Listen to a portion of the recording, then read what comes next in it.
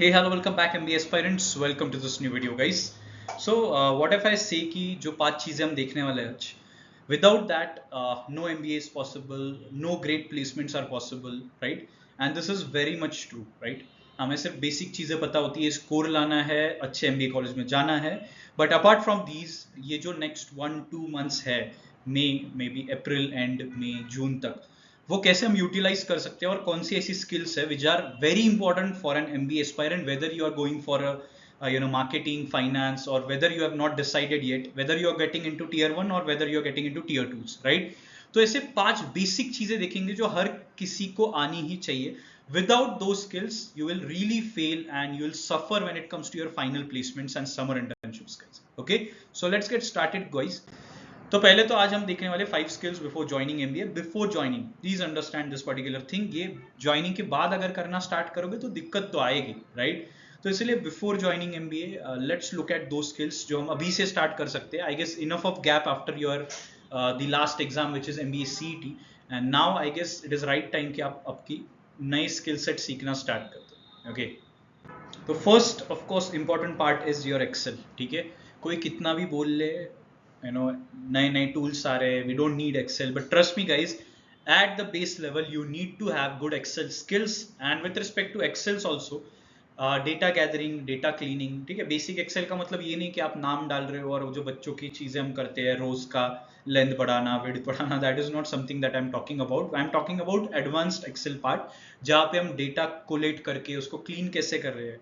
Then advance formulas, majorly V lookup, H lookup, sum ifs, right? ये हमें आने ही चाहिए at any cost. Then we also talk about pivots. Pivots are very important, trust me. जब आप case comp करोगे, case competitions, उसमें जब आपको डेटा का सपोर्ट लेना होगा, इन दैट केस पिवट्स बहुत ज्यादा इंपॉर्टेंट होंगे, wherein you can represent data in a very proper way. ठीक है, तो data analysis, representation in the form of pivots and other charts is very important. उसके बाद कम्युनिकेशन, मतलब जो डेटा है वो कुछ बोल पाएगा तो ही आपको उस पर्टिकुलर चीज का यूज होगा. ठीक है, हर डेटा का एक यूज होता है. इट इज यूजुअली सेड कि हर एक डेटा कोई बात कहता है, तो वो जो कम्युनिकेशन पार्ट होता है डेटा का, वो रिप्रेजेंट करता आना चाहिए. ठीक है, एंड फाइनली कंडीशनल फॉर्मेटिंग. तो formatting according to conditions that we need is very important. तो यूजुअली ये मेजर पार्ट्स है जो आपने सीखने चाहिए. व्हेन आई टॉक अबाउट सीखना, इट डजंट मीन एक एक्सेल का सर्टिफिकेशन कर लो and then you are good to go. Guys, it is more about practical usages. ये सारे जो टूल्स हम आज सीखने वाले हैं, all the things that we will be talking about is more of a practical usage. तो आप इसको प्रैक्टिकली अप्लाई करो. डेटा सेट्स ऑनलाइन फ्री में मिल जाते हैं. Just go for any kind of any companies data. Make sure कि आप ये सारी चीजें उसमें लगा रहे हो, पिवट लगा रहे हो, वी एच लुकअप लगा रहे हो, right?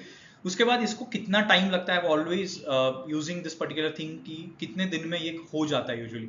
So 1 to 2 months is good time, जहां पे आप प्रैक्टिकली साउंड हो रहे हो, आपके बोलते ना एक हाथ साफ हो रहा है. Wherein because when you start using Excel, खास करके जो लोग फाइनेंस में जाने वाले guys, you need to have good Excel skills. ऐसा नहीं कि आप सोच रहे हो वी लुकअप का फॉर्मूला क्या था, अरे बट फॉर्मूला लगा के तो आ नहीं रहा है. And trust me, maximum 99% of the students का यही प्रॉब्लम है एमबीए में, और इसीलिए बहुत स्ट्रगल करते हैं when they go towards their finals और समर्स. ठीक है, तो मेक श्योर ये सबसे इंपॉर्टेंट पार्ट है जो सबने करना ही चाहिए.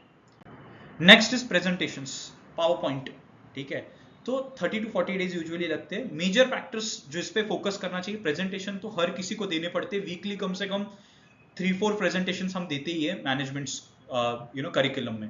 तो इसीलिए फर्स्ट इज हाइजीन. एक हाइजीन मेंटेन होना चाहिए. ऐसा नहीं कि इधर कुछ और लगा हुआ है, इधर कुछ और फॉन्ट है, राइट? तो hygiene is very important. Hygiene with respect to font size, font type, right?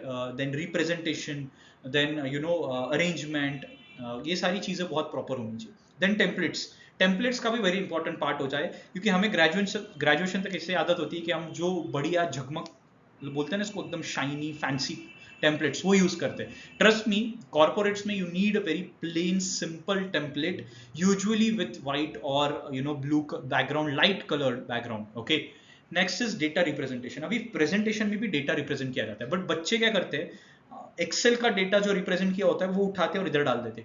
Guys, presentation का, पावर पॉइंट प्रेजेंटेशन जो होता है, जो बनाते आ रहे हैं, इसका मतलब होता है बड़ी चीज का छोटा व्यू. यही बच्चे को पता नहीं होता है, वो उधर से डंप करता है सीधा इधर लाके. गाइस, वहां पे अगर 10 कॉलम से, यहाँ पे 2 से 3 कॉलम में आपको उसको समराइज करते आना चाहिए. Presentations are summarized view of anything. Okay, next is use of vectors, clip arts, photos, background remove करके कैसे कितना स्ट्रेच करना चाहिए ताकि वो पर्टिकुलर इमेज फट नहीं जाए, राइट? तो ये सारी चीजें बहुत इंपॉर्टेंट होती है when it comes to your presentations. And then delivery, तो अगर प्रेजेंटेशन डाला हुआ है, जैसे हर एक line I have not put in all the lines, I have just put in the keywords and then I am talking towards it. तो presentation का मतलब ये होता है कि एक वर्ड डालो, उसके ऊपर यू कीप ऑन टॉकिंग। ऐसा नहीं कि बच्चे क्या करते हैं, उसमें सब लिखते हैं और वही पढ़ के सुनाते। ऐसा अगर कर रहे हो अभी तक, तो अभी तक बच्चे मैक्सिमम ग्रेजुएशन में यही करते हैं। This is not at all the right method. कभी भी प्रेजेंटेशन में लाइंस नहीं लिखते, you just go on putting the words, जैसे आप यहाँ पे देख पा रहे होगे, राइट? तो ऐसे ही आपको भी सीखना पड़ेगा। तो try making presentations, it is very important. सबको प्रेजेंटेशन देने ही पड़ेंगे, ठीक है, एमबीएज में। Next is finance. फाइनेंस का क्या प्रिपरेशन करें? 40 to 60 डेज लगेंगे। क्या क्या करना है? फाइनेंशियल स्टेटमेंट्स देख लो, कितने फाइनेंशियल स्टेटमेंट है, कैसे पढ़ते, खास करके non commerce student, engineering students, BSc, B pharm, ये सारे जो है इनको फाइनेंशियल स्टेटमेंट्स पता नहीं होते बहुत बार। तो गो through the financial statement, profit and loss क्या होता है, बैलेंस शीट क्या होती है, जस्ट गो थ्रू इट, ठीक है? सारे फैक्टर्स जो एलिमेंट्स उसमें होते हैं, वो एलिमेंट्स का आप रिप्रेजेंटेशन देख लो, एलिमेंट्स का मीनिंग क्या होता है वो देख लो, बेसिक फाइनेंशियल टर्म्स पता होने चाहिए। ये सारी चीजें ऑनलाइन मिलते हैं, यूट्यूब पे आप ऑनलाइन बेसिक कोई कॉमर्स 11th कॉमर्स का वीडियो देख सकते हो, बेसिक का। I am telling you the resources जहां से आप ये पढ़ सकते हो, राइट?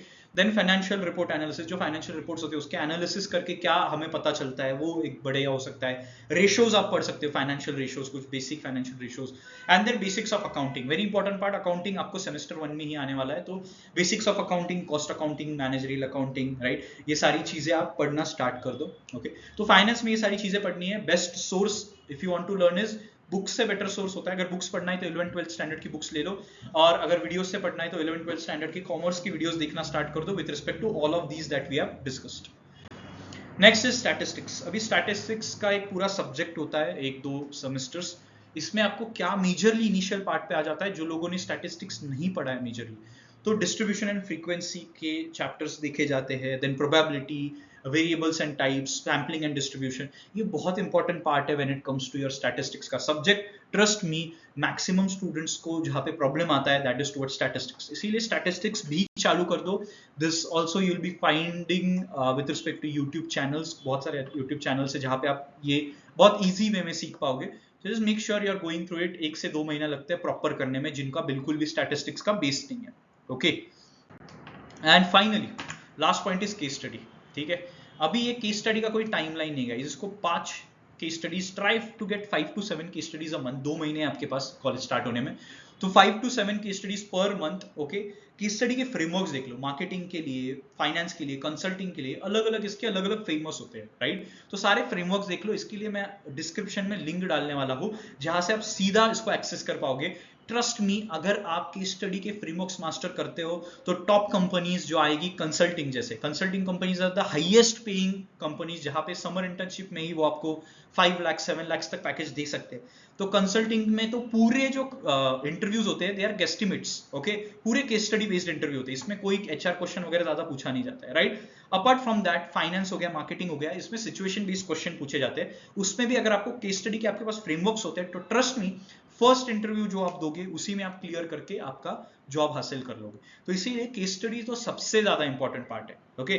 तो structures, flow, questions and communications, तो ये सारी चीजें मैं डिस्क्रिप्शन में अलग अलग पार्ट्स की अलग अलग बुक्स है, case study books, best world में बेस्ट केस स्टडी बुक्स, उनकी डिस्क्रिप्शन लिंक डाल रहा हूँ। गो थ्रूवर्ड्स दैट बुक, वो आपको जल्दी एक्सेस नहीं मिलता है फ्री में, तो I am just putting it. भले ही वो ओल्ड है, उससे फर्क नहीं पड़ता है, ऐसे मत समझना रही है तो पुराना एडिशन है, उससे फर्क नहीं पड़ेगा, स्ट्रक्चर फ्लो थोड़ी चेंज हो जाता है, right?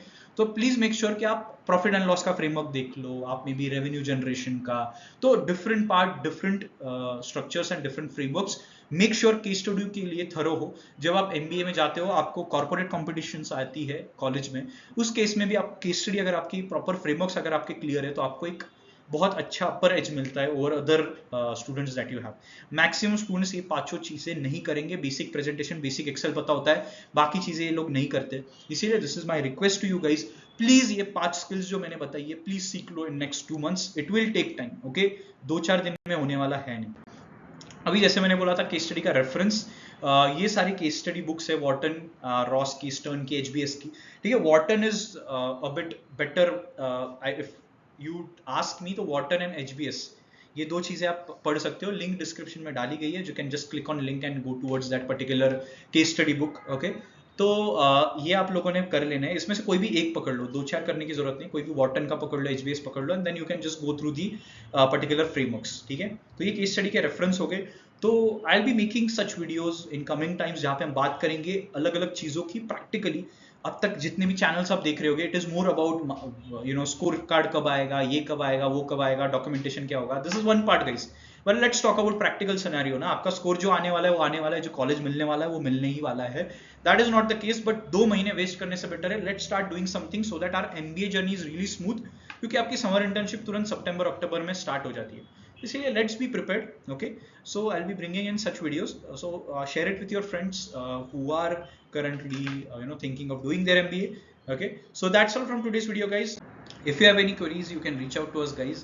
Till then please make sure कि आप ये पांचों skills सीख रहे हो, और भी skills according to your specialization, marketing, finance, HR हो, ऑपरेशंस हो, कंसल्टिंग में जाना है तो क्या करना पड़ेगा, ये सारी चीजें हम डिस्कस करेंगे डिटेल में। तब तक के लिए ये बेसिक पार्ट करना स्टार्ट कर दो, वरना आपको जो मिलेगा that will be AJ, that is an average job, ठीक है। सो एजे से बचो and then please make sure you are going through this particular thing, ठीक है। All the best guys.